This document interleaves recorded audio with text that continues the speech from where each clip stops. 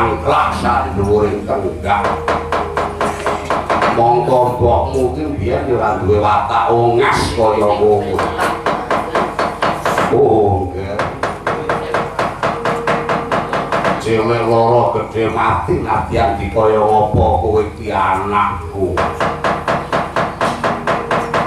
Upama kowe tak kandangi ngono ora ana tetembungan pandhe kok kalah karo wesi.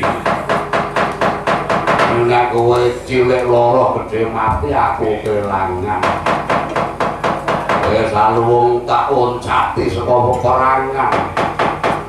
Nuruti anakku adon sing setya bekti karo wong tuwa.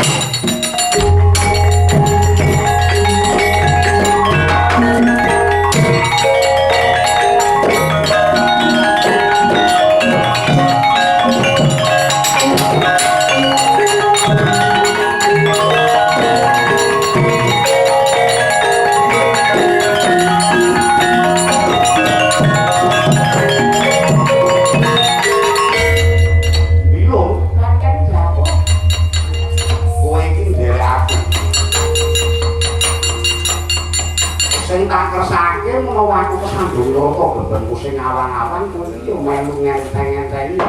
Sapa kowe sing ngabungi kae?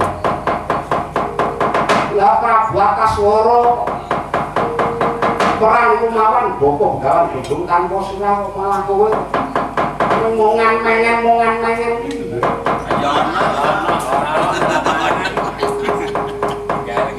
Ngeleh. Bilung pancen ora mendasar lho. Le matur ora ya sing maton. Yen segaya karo kakek pun pangapunten sing. Mula menika badhe ngengetaken paduka. Paduka lair menika sangan baranipun tiyang sepuh najan wong tuwa sing dadi lantaran ini wong tuwa ya ora mendaku nek panjenengan kuwi gaweane wong tuwa. Wong tuwa ku mek dindo lantaran. Panjenengan iki sejatine ya ciptaane Gusti Murga Jagat lantaran bapak karo ibu.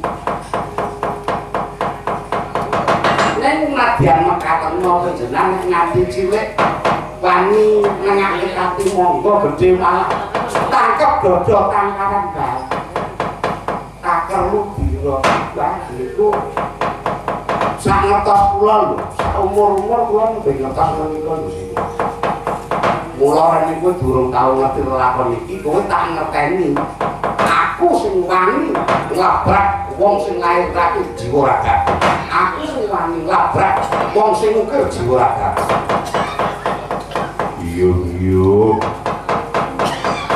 Panjenengan iki golek srana iso dadi ratu nenten pundi kok. Saling srengak.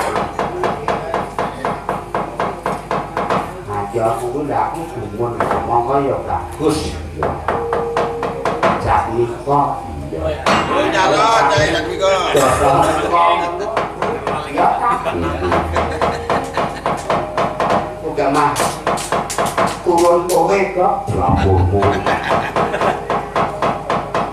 Kowe iki nang gableh aja ngwaton wae.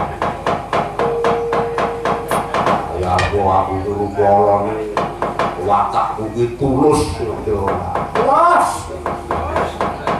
Kowe kok tulus banget.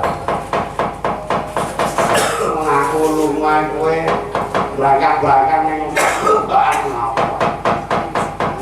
Kok iya wonten pamidhan. Bentuk apa-apa kae apa? Ing putih sawan ngarep kae. Lho, ha? Bentuk apa-apa kae apa? Sing endi to kok kae. Wah ora ketok ya aku kami saya yo kerja gitu.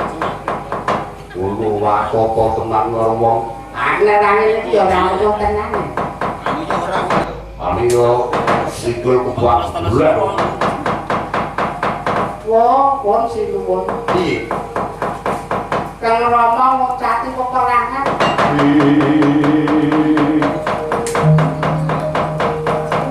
Kandang ratu gemuruh rempaing waja tigang bolo Ikan polo banyak selurung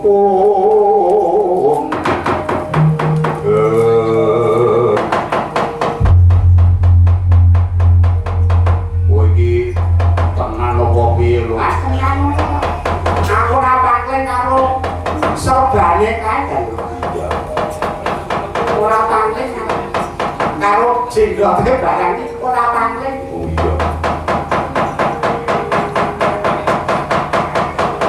teruhun terus malam ora jagat gelap-gelap bukan semani jajalan mongko aku bisa dhaup karo Dewi Bakari Sri menawa entuk palinter manuk bopo gawan gebung tanpa sirah mula tata santan kuwi bilung jatuh renggang sakan karo Prabu Ataswara kebareng paduka nadyan mlebu ning lalane logok tetap bedak bopo karo gebung tanpa sirah rasa gondhal karo Dewi Bakari Sri lakon jebul wadine bopo gawan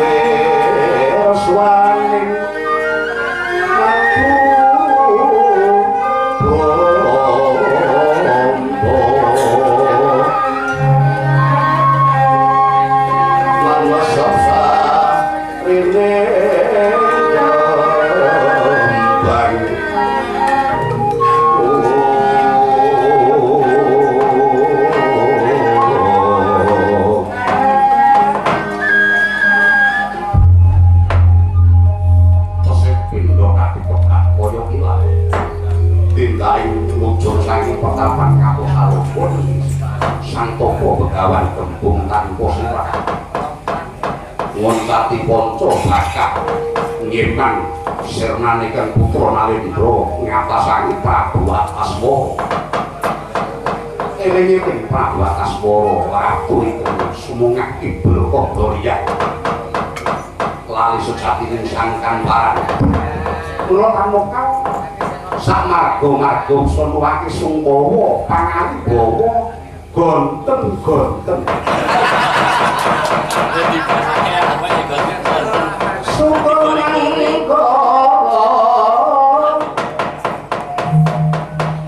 tun pamendo tete talopo Sunowar Cito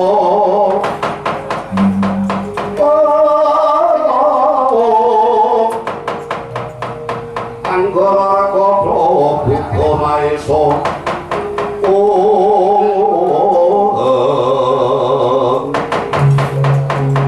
Buddha Maeso Aspati Mintuno Mika Fitri Catur Konco Saksapwastana Wadasa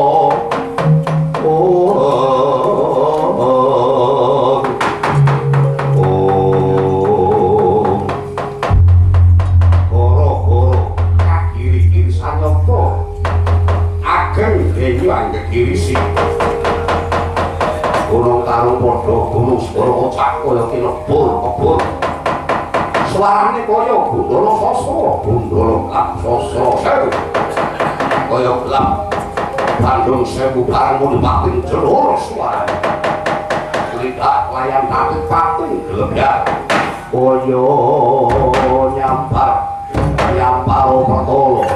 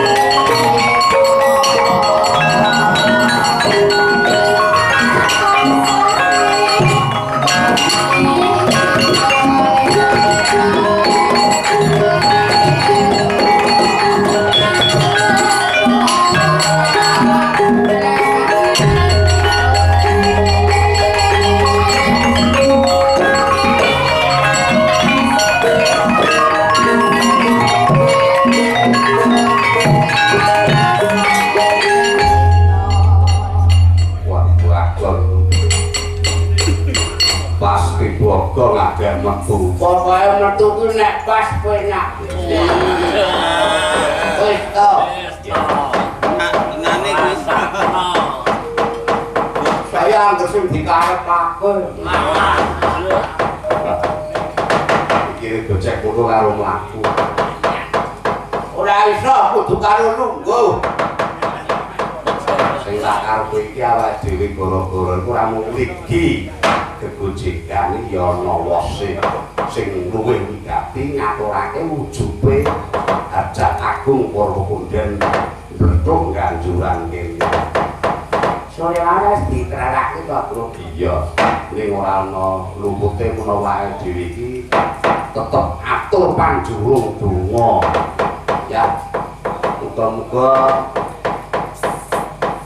kabula apa sing dijangka. Iya, amin.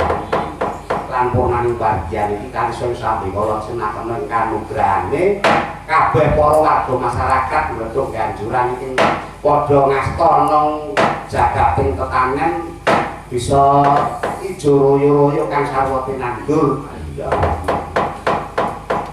Tegese nandur gedang sawah kencana ngono. Wah, begitu beda karo wadatan, Bro. Bedane piye? Awake dhewe begitu diberkahi para pemuda dasare mayang ki ya kandang macan. Kandang macan. Asing dikanggo bakon ki ra. Wong kene iki akeh dalan lurus sing kagungan dalem iki. Iki dalan senior Ngayur Jakarta. Ya.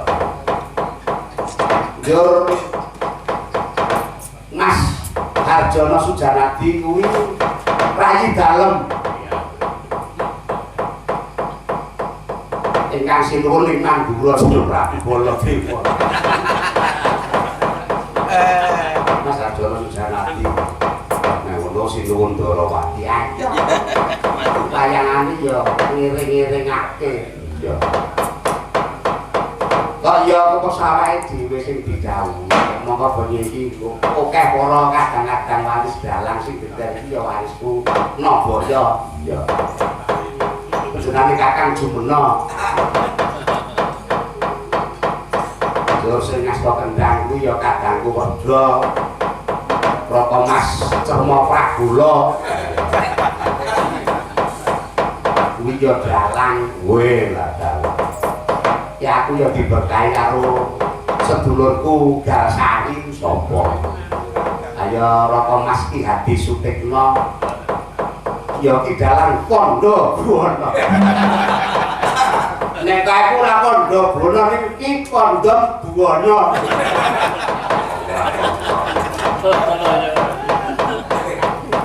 Karo wong tuwa iki sing ajeni. Aku ku karo sedulur-sedulurku kabeh sing tiba tuwa mesti tak bekteni terus. Iya. Aku karo kita iku wong mangas ngene kuwi aku ku lembut atiku. Iya. Aku kok jane kok karo wong liya ngono bojo aku ku wedi. Ora kok aku kalane ngalah. Sebab aku supaya kebenso mujud aku kekudangane Semar aku urip bukan disebut Sakinah Mawaddah Warahmatullahi Wabarakatuh. Ayo malah baru kuwi. La ilaha illallah.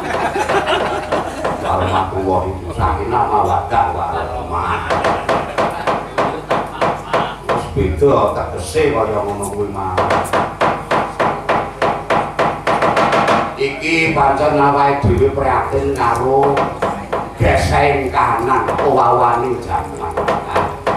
Rene aku ya rumangsane wis dadi wong tuwa, mula aku ya mengatur kepenget karo putra wayah. Nek sing sepuh-sepuh aku sing percaya panjenengan iki tetep isih ngugemi karo warisan kejangane para kakek moyang. Adat tata cara perkara kuwi dianggep musyrik ya monggo.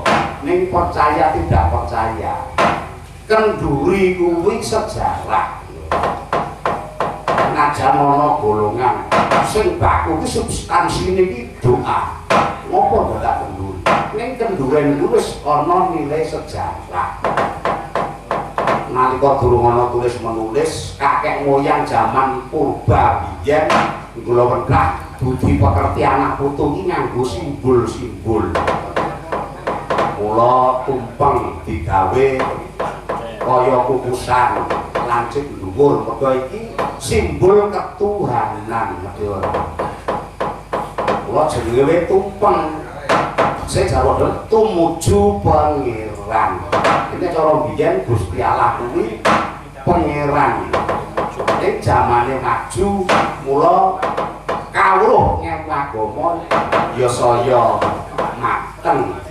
Mula ora pangeran saiki wis kaprah Gusti Allah, Gusti Allah.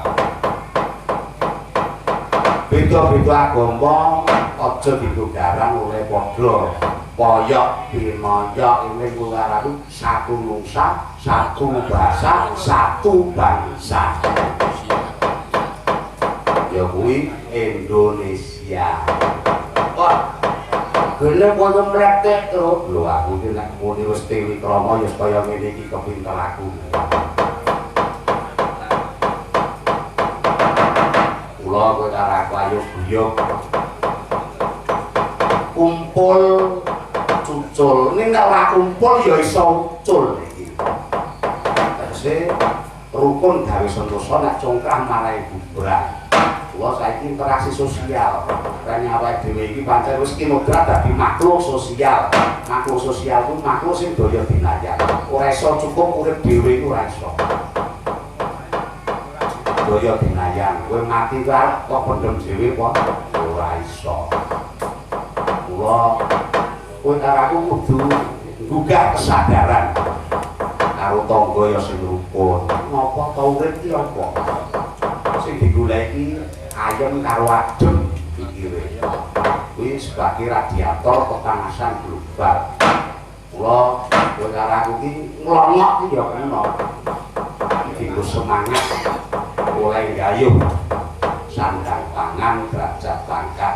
Niki ya kalau kancine terkumpul perlune rasa syukur kuwi mau dadi kendali watak sing panas barang utawa manis. Ya iya marae. Kae bergagak ugak-ugak mel sabu kita kae iki ya ana filosofine banget. Beda. Filosofine apa? Bergagak kuwi meneng, ugak-ugak kuwi obah, mel kuwi mangan sak gurita kuwi sethithik. Bergagak meneng ya kena ning menengmu kuwi ngenengake cepo, nyewijake karsa. Njur ugak-ugak obah tegese kon mletik pikirane. Mel kuwi mangan supaya awake dhewe iki bisa golek sandang pangan. Sadurita ku sethithik ya nadyan ora mingsra oleh karo aku banting tulang meres keringet disyukuri paring sing gawe urip. Mergo jenengane suka duka jroning kesrawungan iki tetep kabeh wis dadi sandhangan. Rungokke nek iya. Gagak ki menang. Iya. Ugak-ugak yo bah kula reda kowe bali nek bayu men gagak kudu kok ugak-ugak ya. Terus kok wis tak duwe. Iki aku iki kok. Kowe bakal iki pikiran lak-lak. Sing lecek iki kowe ku aku urung titik wis kok. Enggak kok ngopo. Ya. Iku karo mlaku. Kanca pengrawit para punden komplit. Gamelan kuwi slendro pok barang. Kok barang barang. Swara Widawati ana cacah. Bapak. Iki pancen Pak Dipur iki netepi yang sinebut kiblat bapak. 5 pacar. 5 mau kantor sing dadi kancane awake dhewe. Saka wetan dhewe putri saka Balangan Binoyo marang Kapekiranan Darsari. Jenenge Mbak Yu Monika Sujiati. Ayo kono. Berarti nganggo Monika barang kowe karang artis kok kowe.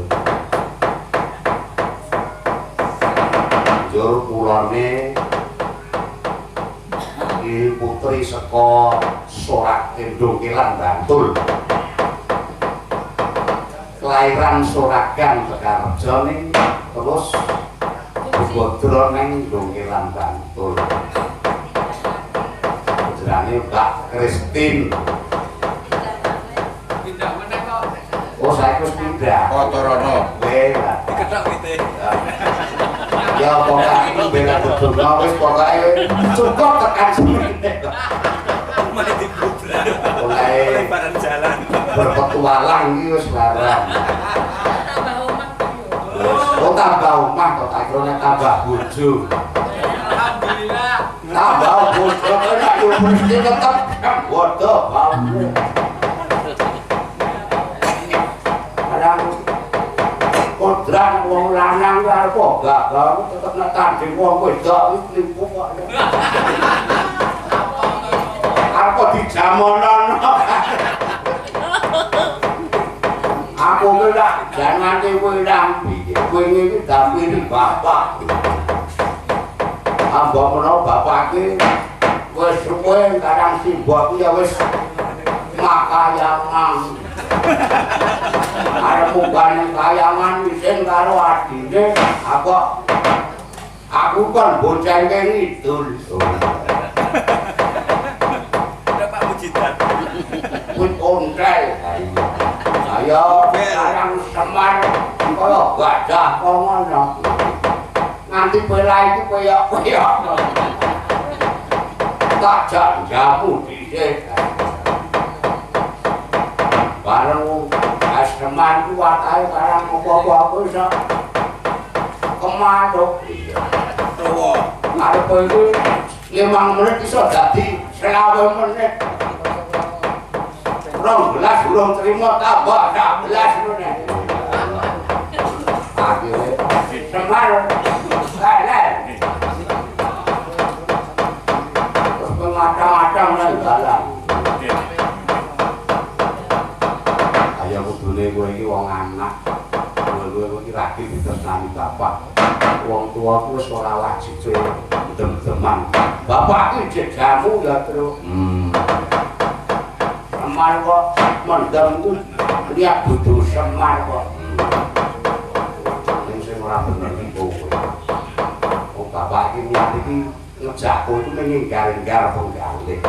Kowe pengen mres cangkrama, mresani swasana. Asli wedok iki lak apa nampamu kowe.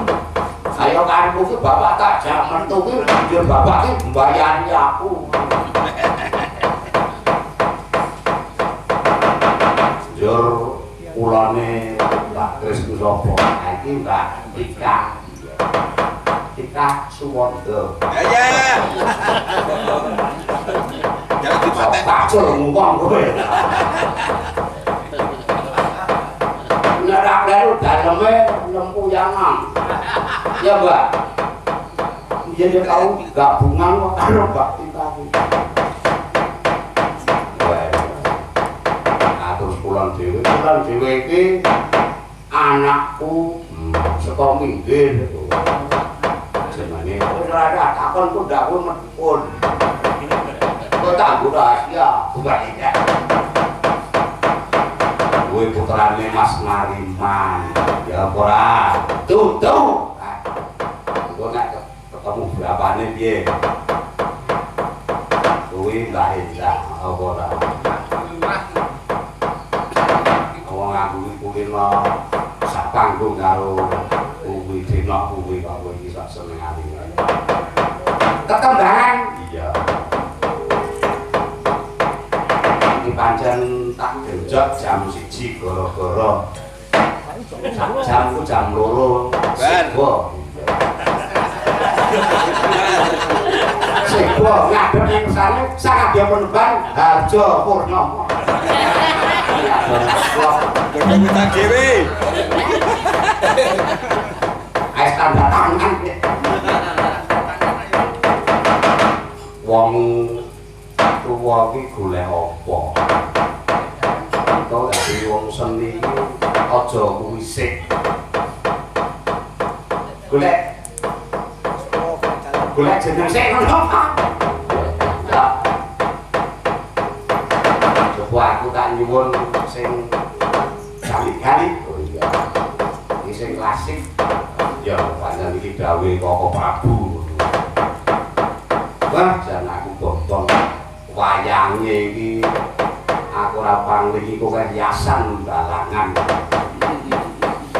mbuh Suwargi Kang Suhar apa Pak Gati apa Mak Cilik Suwargi ning aku ora pangling kapangane bedane rai iki wis bisa akeh sing balangan sing gawe aku ya ana gitu apa gaman gaman ana kok iki kok iki gaman apa gaman aku potolan nggon Potolan di aku. apa kan karo glathik ginjing oh iya ya sing yukris ya aku nek karo Mbak Jiati ki sasat Jelek. ndak dino wis Jelek. ora tau tak ini lagi hukum jadi yukris ya aku ora karo yukris ki apa suarane iki beberapa orang wah aku dia yo ya dirang-rang aku ya kenapa karo merot-merot kae Masih perot aja. ya yo anggo suarane capek ya beneran iki darah aturku enggak kino pita turu yuk ya Kino pita ini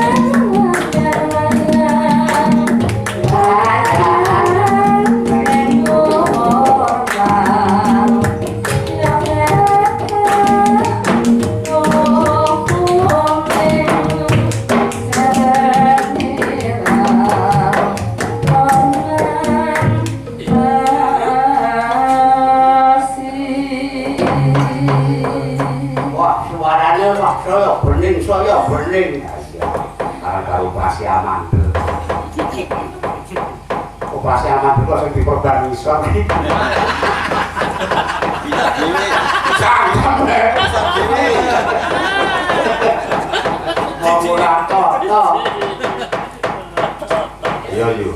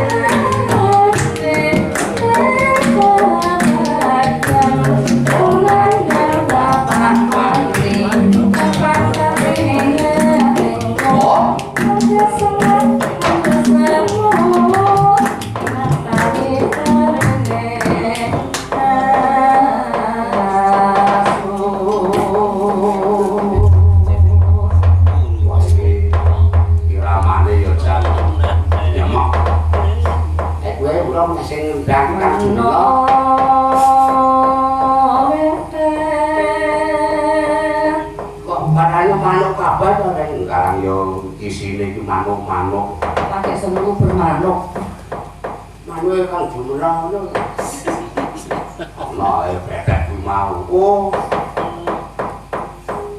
manuk bebek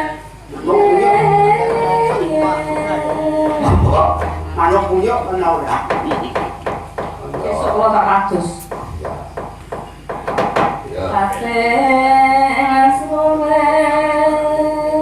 Batik cuek.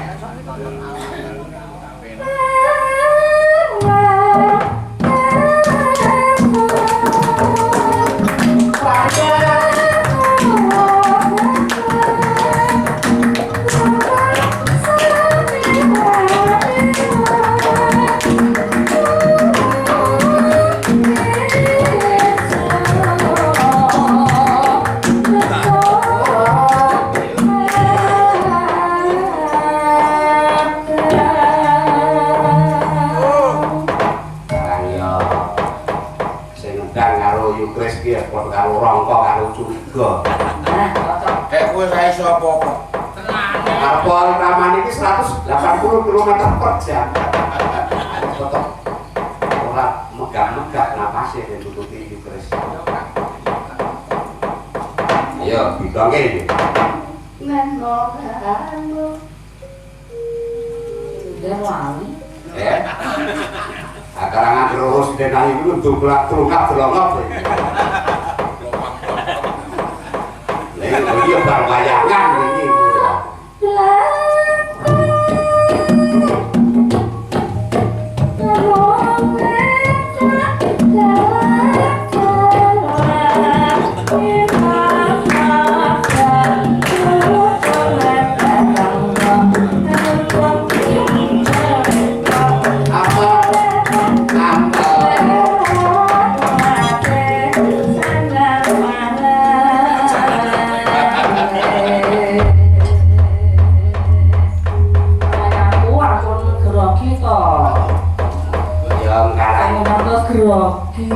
Ya wong lanang iki ora bisa entek iki kemrungsung kok. Sehake. Aku iki awis segala dhewe suka. Kemudian aku iki bapak ya ngono. Sing kursi lho Pak, bapak. Karane cara simbah-simbah iki harga iki ketawi diletake. Ya. Iya. Wong saiki iki apa perlune kok. Iya. Mau praktek glinding. Ya. Wah, iya kepenak. Oke, gending-gending kuna cara ngayujan sing kependhem sing arang-arang disunekake ya iki ana wacana keistimewaan iki banyak saya agak arep do dibedah gom-gom ya di kaulan nek perlu digarap cara kontemporer gitu ya iso wae pamane zaman suwardi tak kita ganti suku-suku Batak digawe rock ya suku Batak Batak ke helo terus mau sore mau apa penyuluhan pertanian mau iki dayo tako tunggule saya suwardi bapak yang malah ditok ya karang kabeh iku sudah duwe watak dhewe-dhewe dayo tako terus awan selama rodo rasane bedah oleh dijale terus meneh rabies wis di kemunal di kreasi meneh dayo tako selama rodo rasane bedah dengar diperlah ya sekarang kabeh iki pengen atur hiburan iki mau kok digawe pelak ya penak ya iki ana slendro sing dipelake ora gelem iki ana pelak dislendroke ora iso kuwi ana kajane ngomong-ngomong iki sudah melawan sugesti apa ora kemarin dikrenak ya pancen saiki globalisasi ada kudu ngcengke pikir ya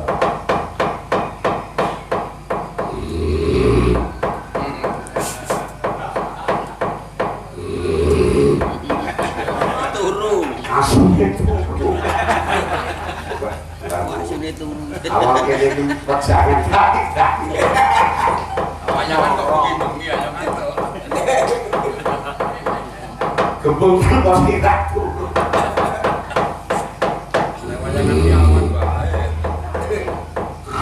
waduh apa ya ora apa-apa wah janji kok semua lagi sing ngomong aku jenenge rokok kedono cermo jumono aku ki janjane ya wong aktif ngono aku wis 1000 iki atau kenyang ayo pamite kudu ya sowanan iki kadang dur ngepel wis diratu dhewe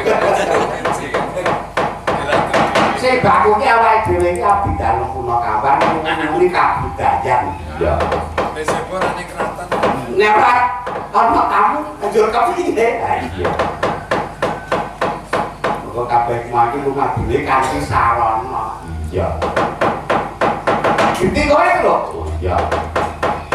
Ora kok nai sing kreasi, ora sah sing kreasi kowe. Oh iya. Ono anak kuwi tak jajal kaya ngono. Sing sapa-sapa iki tak suwegane. Tak mulyane ora tak suwegane. Iwon belok Kakang Noboyo.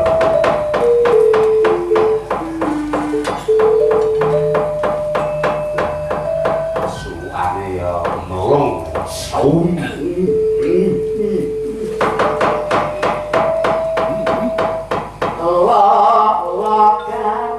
kandrung marang kemakmuran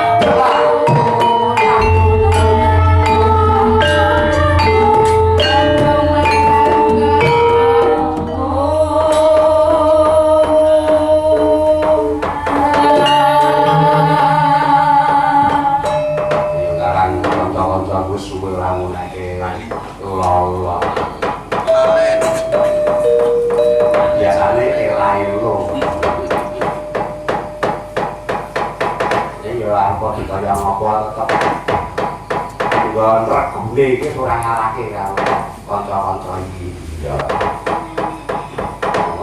nek wong seni iki ora rasa rasa kanthi sukma kadang dewa ora meneng karo sing tuwa-tuwa ya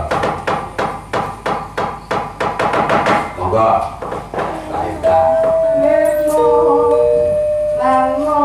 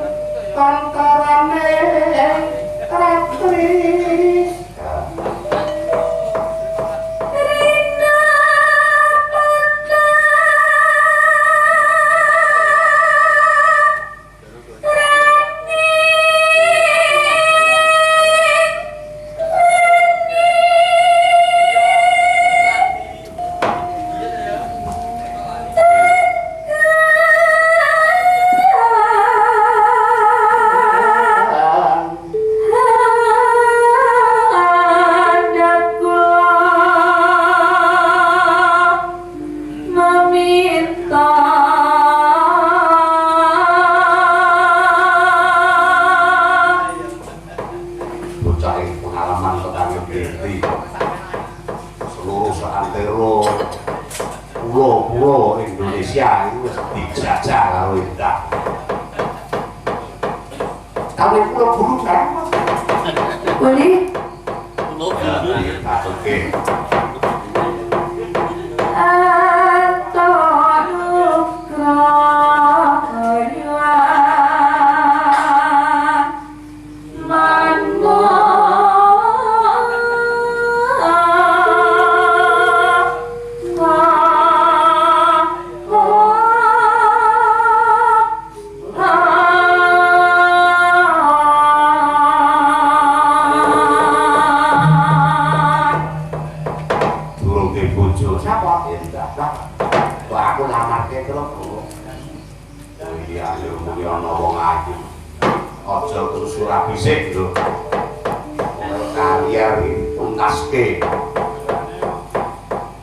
Bapakmu ya aku sing santai wae.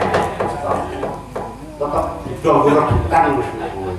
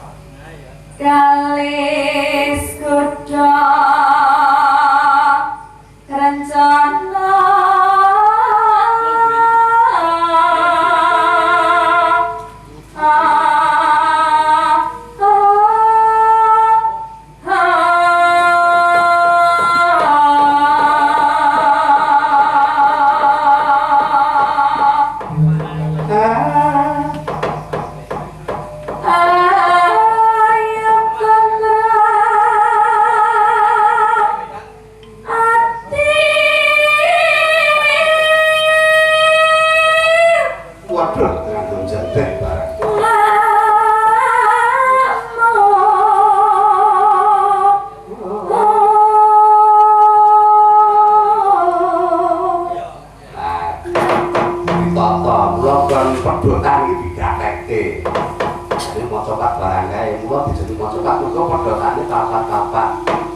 Yogyanira bapak kang para prajurit labugan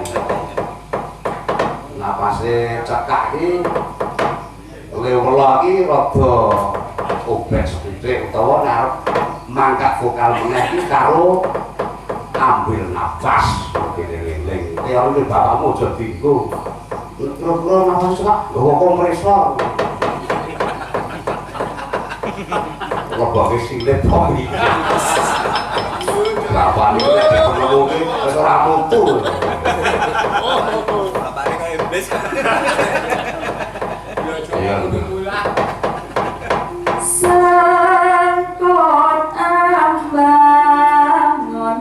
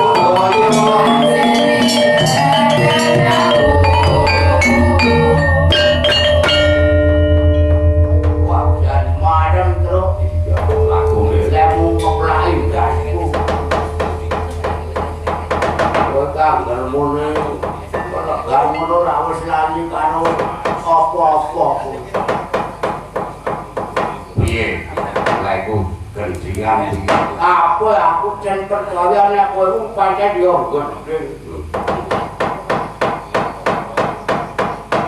Iki mau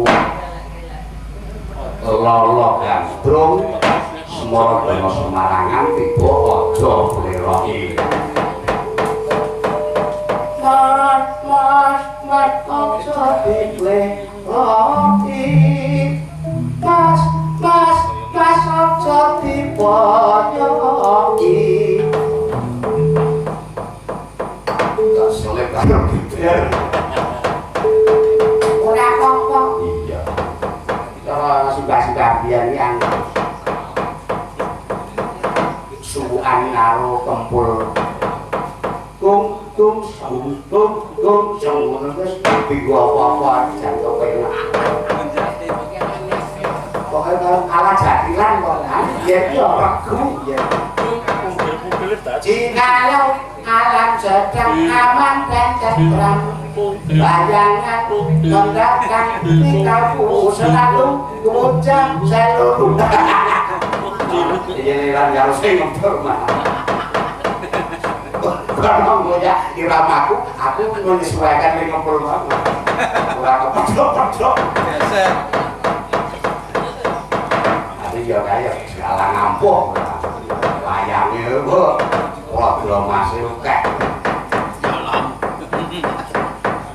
kayaknya program mas anggur lutas itu harta karun wayang lawasan terus ngentil ngalor rumuk deh udah jenengane umpuk saking seneng-senengnya waris-waris ini dikabar sekarang kepuasan jalannya anggur yoso wayang apik itu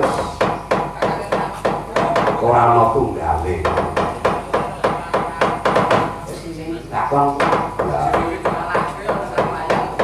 itu saja aku ya mundur sini terus nunggu terus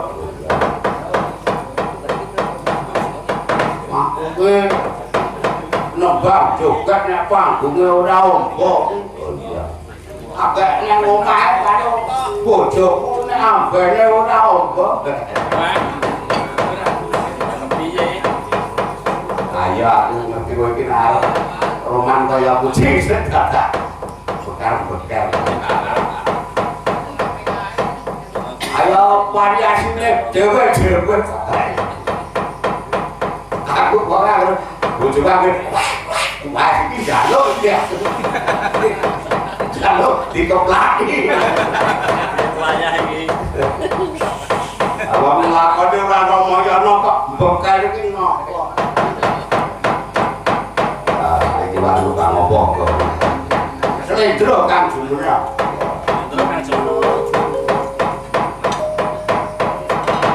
kang opo sriune mustika tuban apa ayo Dinda Tika yang tercinta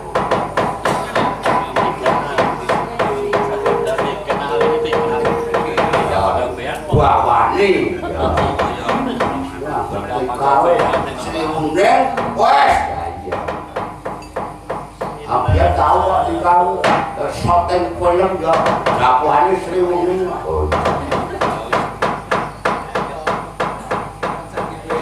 terus Wirat Moya aku juga sekolah Afrika ya bener